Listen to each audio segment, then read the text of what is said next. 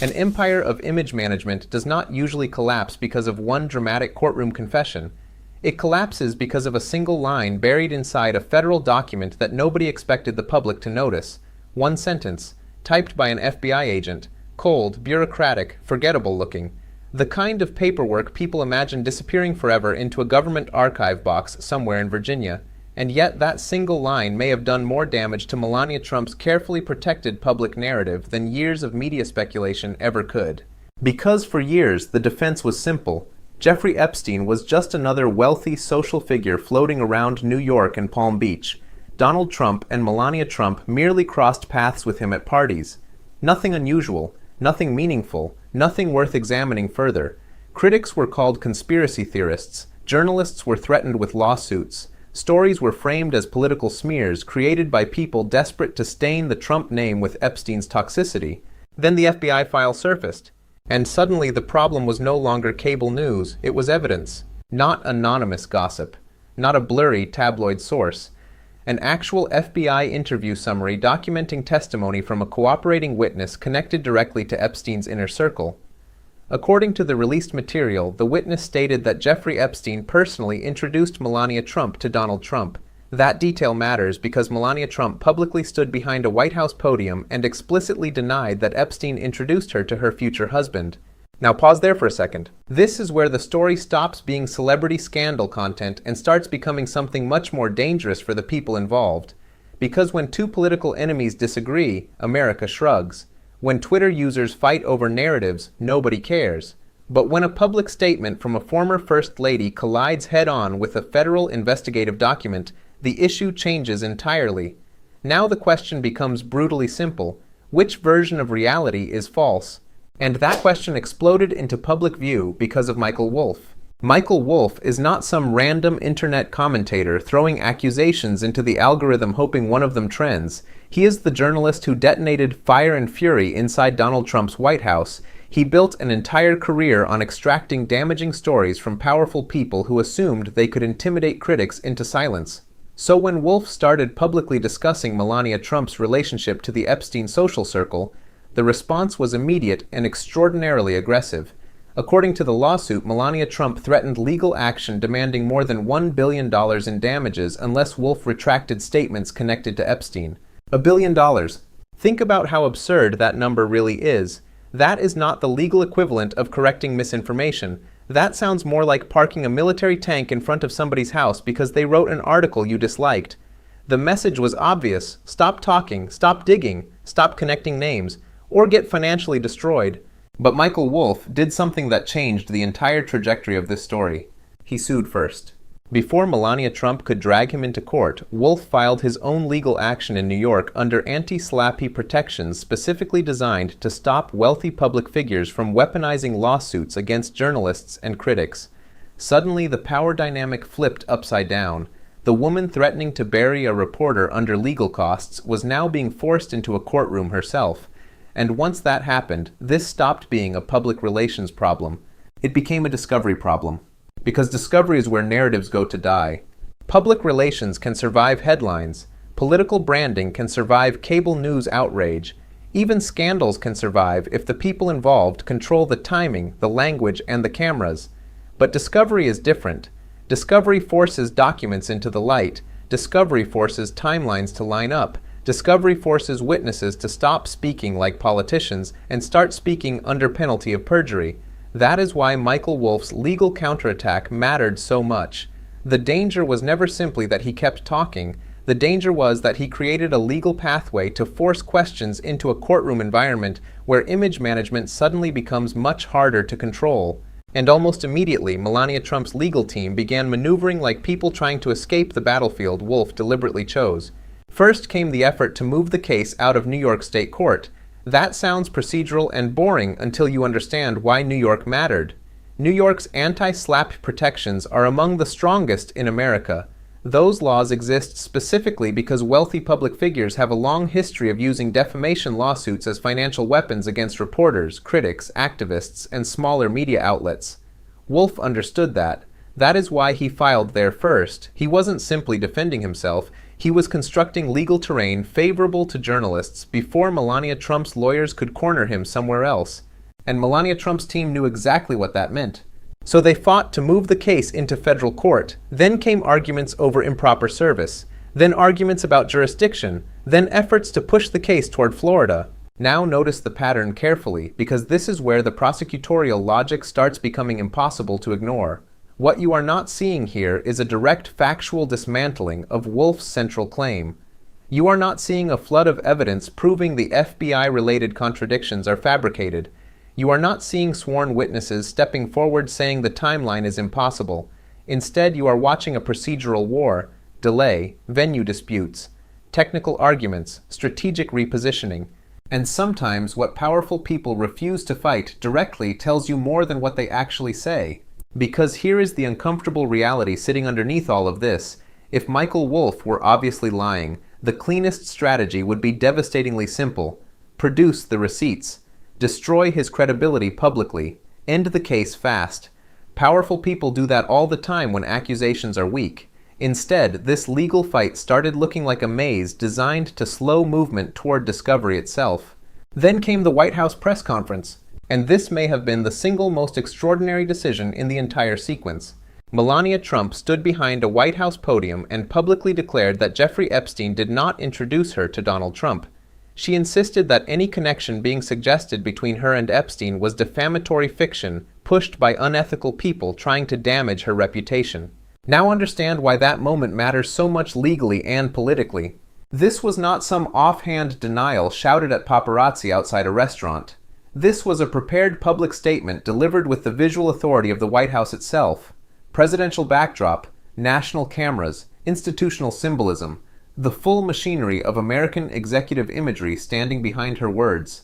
But here is the part that should make every lawyer watching this story sit forward in their chair. Michael Wolff immediately responded by saying her public claims contradicted evidence already in his possession. That is an extraordinarily loaded statement, because once someone says that during active litigation, the entire conflict changes shape. Now the issue is no longer simply whether Melania Trump dislikes Wolff's reporting. The issue becomes whether a public statement delivered from one of the most powerful stages in America can survive contact with documentary evidence waiting inside a courtroom file.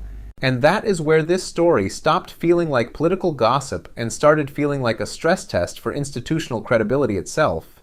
Because institutional credibility is one of those things Americans assume exists right up until the moment they watch it fracture in real time. Most people do not read FBI interview summaries.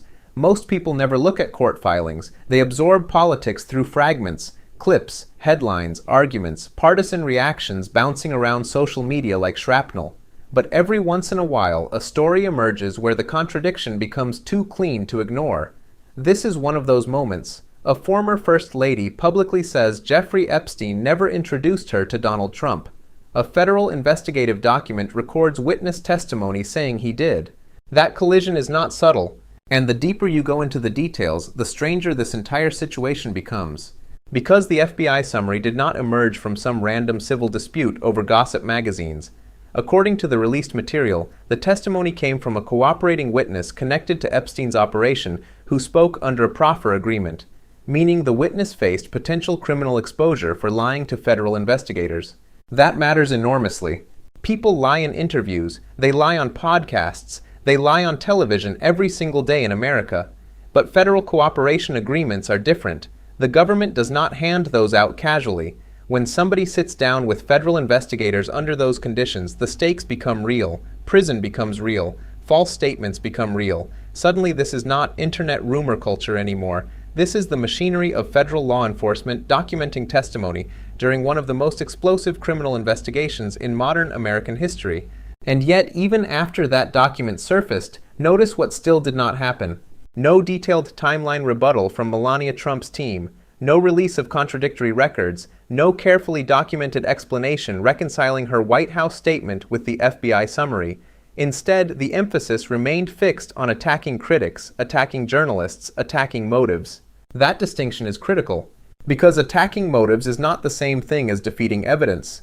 A prosecutor understands this instinctively. When a witness spends more time explaining why the investigator is unfair than explaining why the documents are wrong, experienced trial attorneys start paying very close attention, not because it proves guilt, it does not.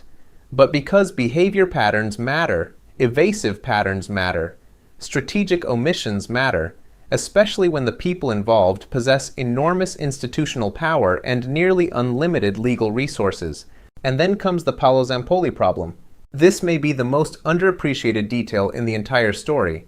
For years, the alternative narrative protecting Melania Trump from the Epstein connection relied heavily on the idea that businessman Paolo Zampolli, not Jeffrey Epstein, introduced her to Donald Trump. That distinction became central because it offered distance from Epstein's world. It created separation. It allowed defenders to frame the entire controversy as malicious guilt by association politics. Except now the FBI document complicates that narrative too. According to the released material, the same document discussing Epstein's role also references Zampoli's connections to people inside Epstein's orbit, including reported involvement connected to a modeling agency and interactions overlapping with Epstein's activities around young models. Again, pause and look at the pattern forming here. Every time the defense constructs a cleaner version of events, another layer of documentation appears, muddying the edges again, not conclusively proving everything Michael Wolff suggests, but refusing to allow the story to remain neat, simple, and politically manageable. And this is where the moral dimension starts becoming impossible to separate from the legal one. Because ordinary Americans watch this unfold while living in a country where regular people can lose their jobs over a single background check issue, miss mortgage payments over one bureaucratic mistake, or get crushed by legal fees fighting problems far smaller than this. Meanwhile, some of the most powerful figures in American public life appear locked in a battle where billion-dollar threats, White House podiums, federal venue shopping, and institutional influence all collide around one basic question: who gets protected from scrutiny in America, and who does not? And that is the point where this story stops being about Melania Trump entirely. Because the real danger here is not one disputed introduction at a party 20 years ago. The real danger is what happens to public trust when Americans begin feeling that there are effectively two legal systems operating side by side. One system for ordinary people, where inconsistencies trigger investigations, scrutiny, financial destruction, and consequences. And another system for the politically connected, where every contradiction becomes a media strategy problem instead of a credibility problem. That is why this case feels so combustible. Not because every accusation has been proven, it has not. Not because Michael Wolff automatically becomes correct because an FBI document surfaced. That is not how evidence works. But because the behavior surrounding this story keeps intensifying the exact suspicions Melania Trump's legal strategy appears designed to suppress. Look at the sequence carefully one final time. Michael Wolff publicly discusses connections involving Jeffrey Epstein and Melania Trump. He receives a threat involving more than $1 billion in damages. He responds by filing first under anti-slappy protections. The legal fight immediately shifts toward procedural maneuvering over venue, jurisdiction, and service rather than direct factual demolition of his claims. Melania Trump then delivers a dramatic public denial from the White House itself. Wolff answers by saying her statements contradict evidence already in his possession. Then a federal investigative document surfaces carrying witness testimony that directly collides with her public version of events.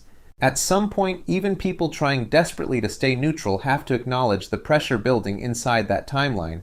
Because narratives can survive accusations, what they struggle to survive are accumulating contradictions.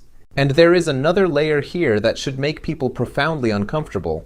The White House podium is supposed to symbolize institutional authority. Americans are conditioned from childhood to associate that backdrop with seriousness, credibility, and national trust. When somebody stands there, the implicit message is not merely, "Listen to me." The message is, the weight of the institution stands behind these words. That symbolism matters. It always has. But what happens when institutional symbolism collides with institutional documentation? What happens when FBI records and presidential imagery begin pulling the public in opposite directions? That is the stress fracture sitting underneath this entire story. Because once citizens lose confidence that official narratives align with official evidence, cynicism spreads fast, and cynicism is poison to democratic systems. A country can survive scandal. America has survived plenty. Watergate, Iran-Contra, financial collapses, intelligence failures.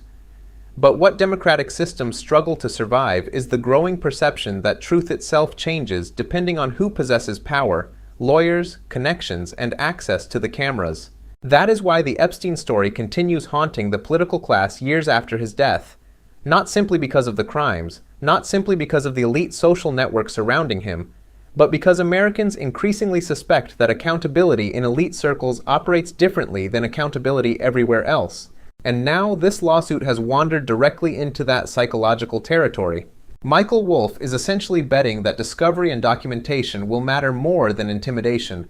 Melania Trump's legal strategy appears built on the opposite assumption, that aggressive pressure, institutional authority, and narrative control can contain the damage long enough for public attention to move on.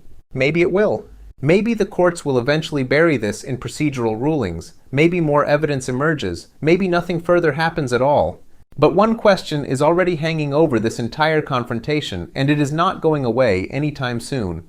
If federal documents and public statements cannot both be true, who exactly is the American public supposed to trust? And when powerful people use the full force of wealth, politics, and institutional influence to shape reality itself, is that still public accountability, or is it something much darker hiding behind the appearance of legality? If you want more deep breakdowns like this, or where we go past the headlines, past the talking points, and into the pressure points the system does not want examined, make sure to like this video, subscribe, share it with someone following this case, and drop your thoughts in the comments below.